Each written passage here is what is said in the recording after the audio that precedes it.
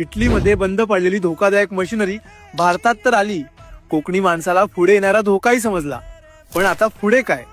इन्स्टावर video बनवून share करून काही होणार आहे का? जनजागृती तर होईल, पण ही कंपनी बंद नाही होणार.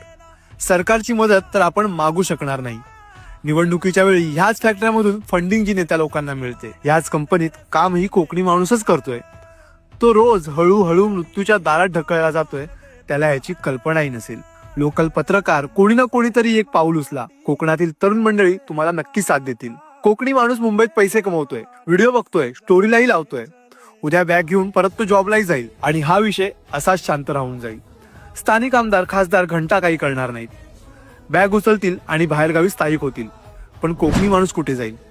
एक व्हा आणि काहीतरी पाऊल उचला. ग्रामसभेत ठराव पास करा.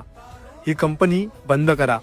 थोडे दिवस विरोध करून परत शांत बसायचं असेल आणि सोशल मीडिया पुरतं शेअर करत बसायचं असेल तर तुमच्या शेअरने काही होणार नाहीये. तपोवनासाठी नाशिककर एक झाले, अरावली पर्वतासाठी पूर्ण भारत एक होतोय. कोकणासाठी मात्र कोकणी माणूस एक होऊ शकत नाही.